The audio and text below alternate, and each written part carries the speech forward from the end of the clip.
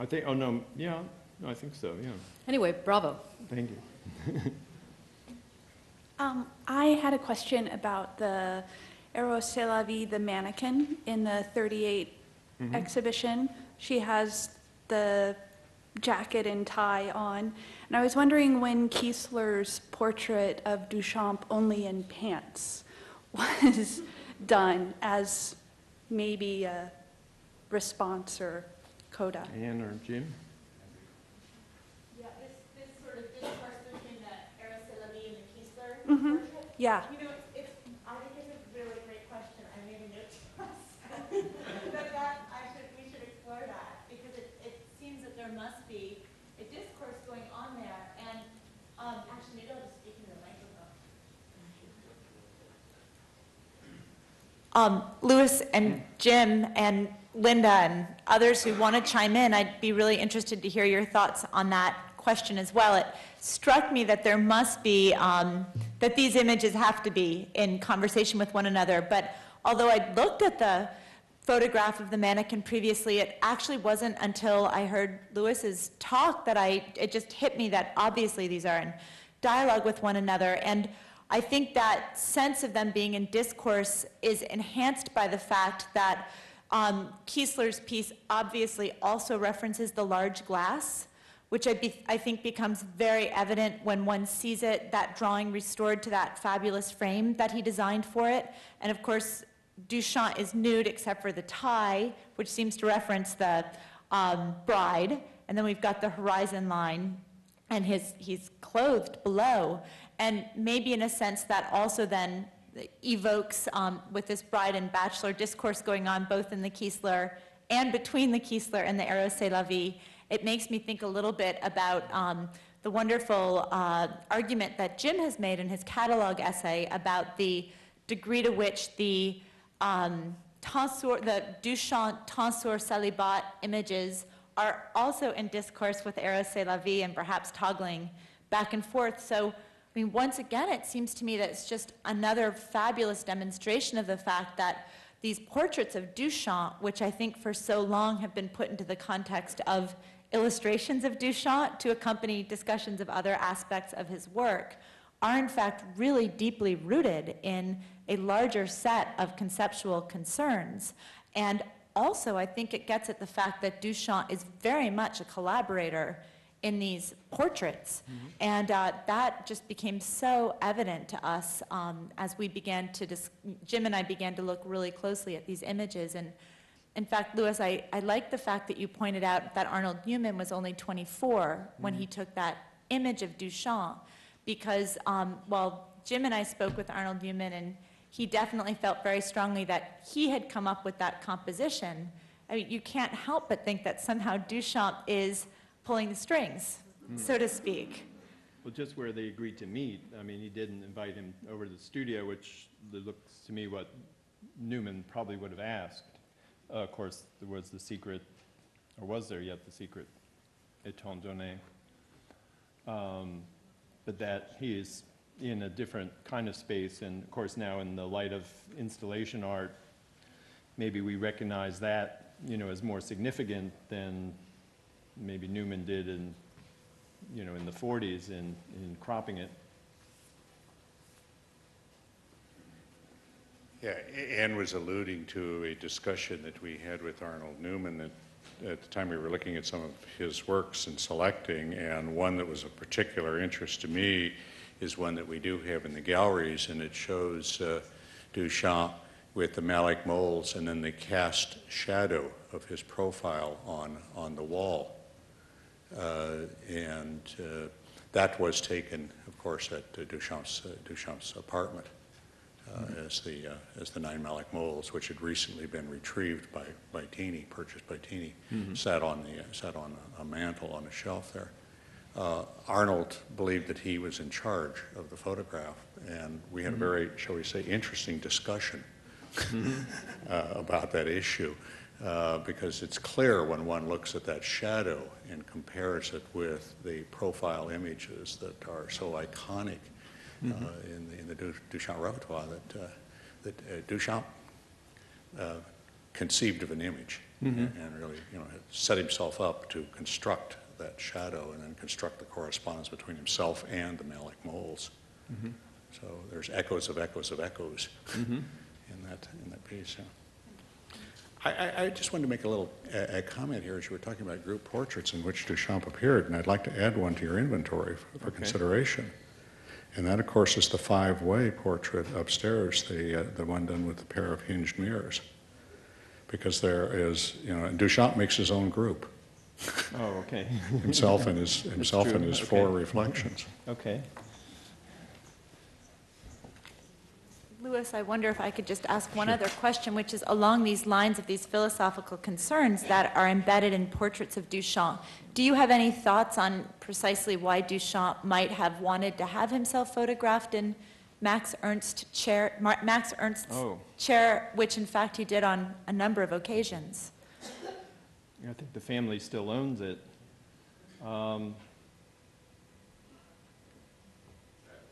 had been given a chair. Yeah. Yeah, it was in his apartment.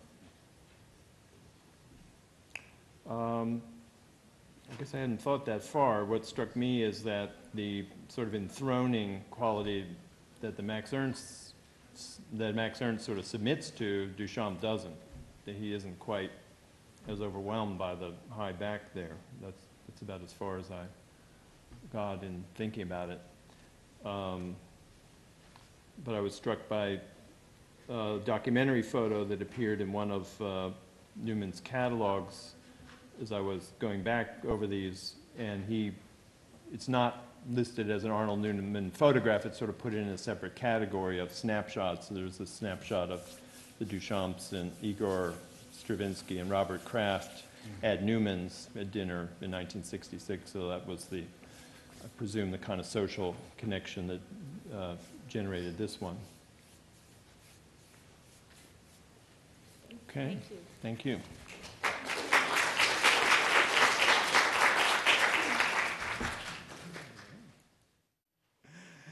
Our next speaker is Dr. Catherine Kraft, who's an independent scholar, and I mentioned currently living and working in Munich, Germany.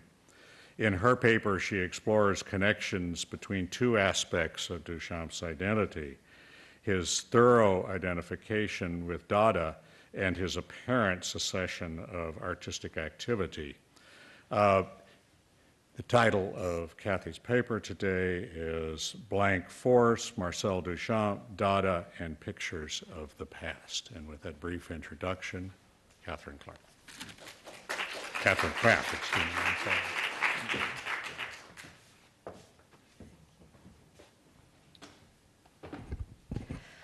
I'd like to add my thanks, along with all the other participants, to Jim and Anne and the staff here at the National Portrait Gallery for organizing this wonderful exhibition and this symposium.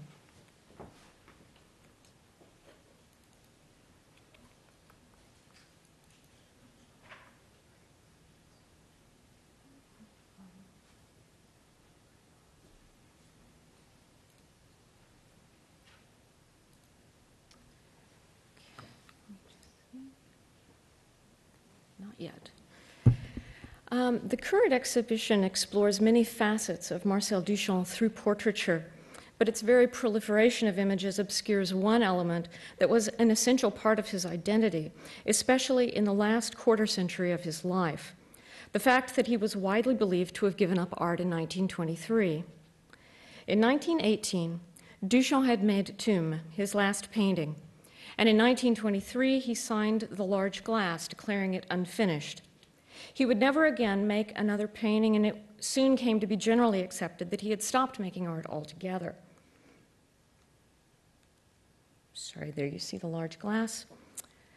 In 1959, he told one journalist, "I spend my time very easily, but I wouldn't know how to tell you what I do. Let's just say I spend my time not painting. There's no problem filling up the time. I suppose you could say I spend my time breathing."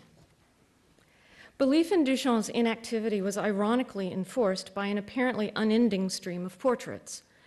During a period when portraits of artists tended to equate who they were with what they did, as in Hans Nemeth's celebrated images of Jackson Pollock, Duchamp's own body became a sort of substitute for the body of work whose continuation he had supposedly abnegated.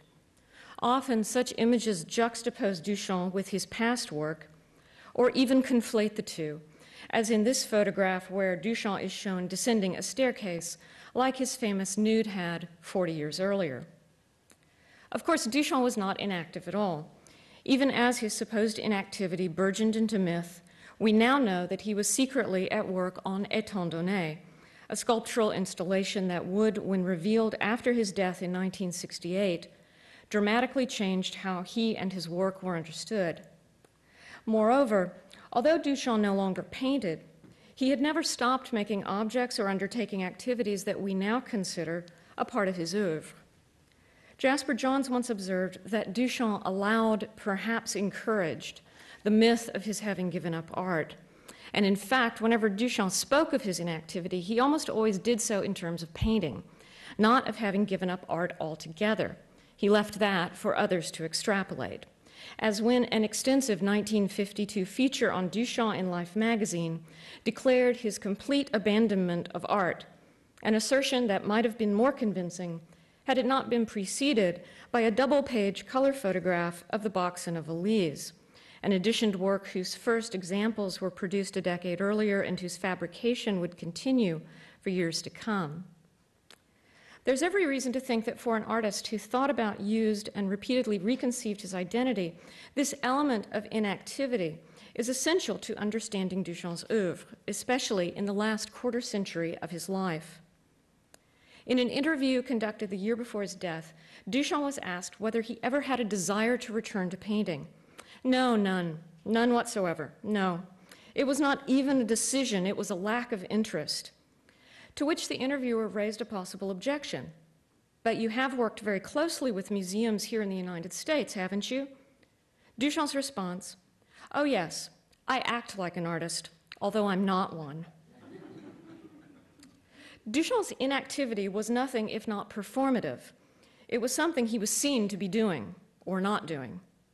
From about 1942, when he returned to New York during World War II, until his death, Duchamp's existence in the art world appeared as nothing less than a spectacular intensification of all the other things an artist does when not in the studio actually making art.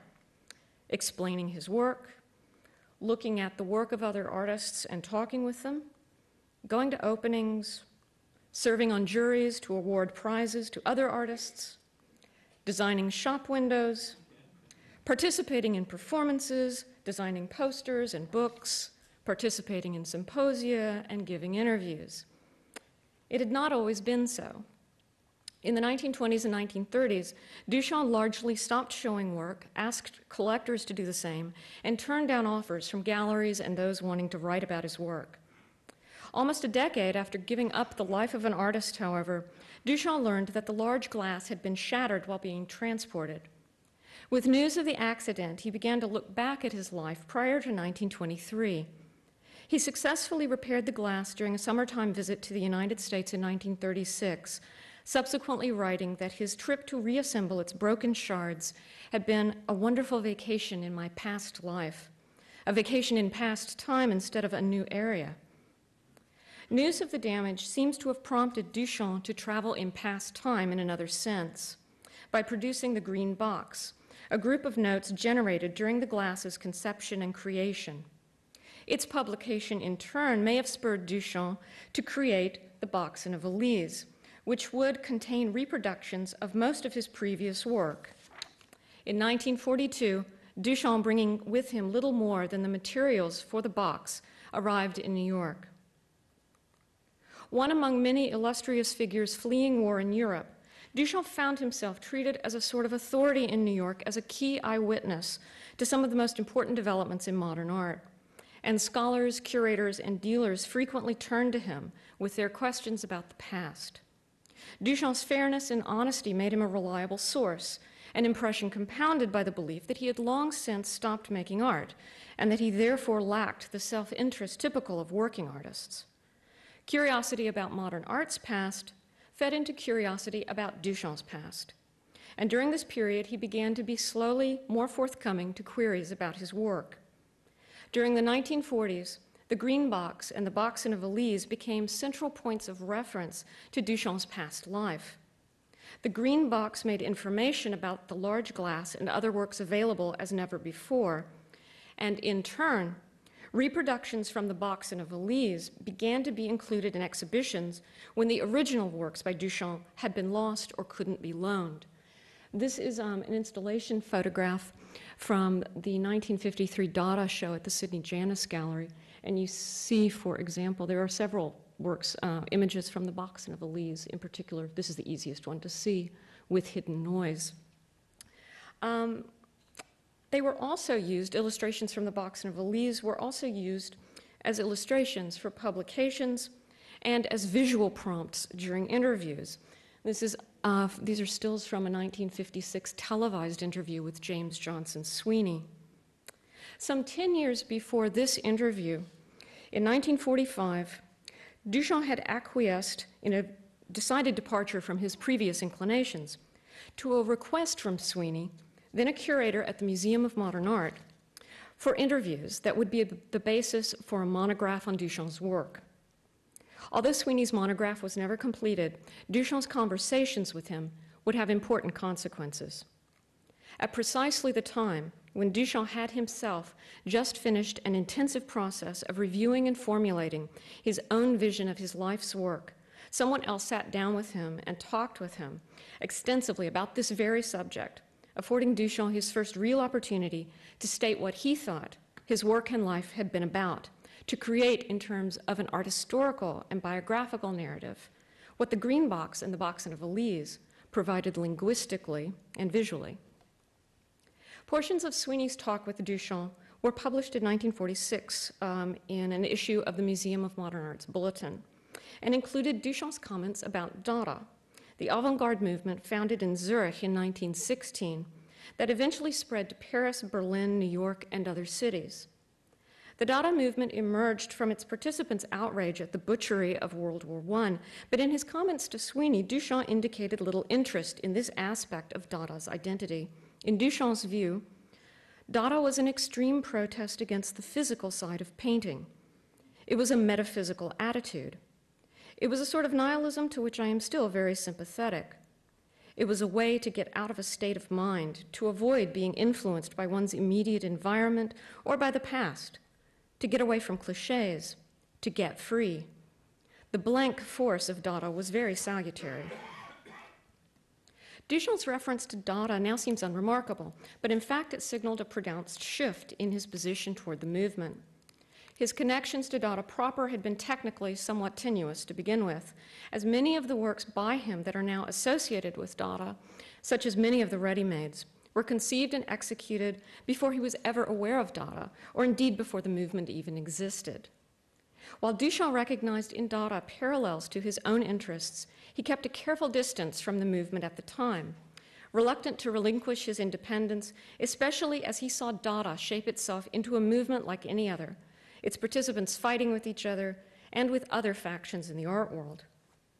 But in the 1940s, with Dada barely remembered except as surrealism's nihilistic forerunner, Duchamp began to associate himself with Dada as he had never done in the past. His comments to Sweeney were but the beginning of a pronounced identification that was to have a significant impact on the way both Duchamp and Dada were understood through the 1960s and after. By 1952, Life would hail Duchamp as the world's most eminent Dadaist, titling its article, Dada's Daddy. By the end of the 1950s, when the odd word neo-Dada surfaced to label Jasper Johns, Robert Rauschenberg, and a handful of other young artists, the process of identification was complete, with the example of Duchamp's ready-mades taken as a crucial factor in the newly prominent role of objects in contemporary art.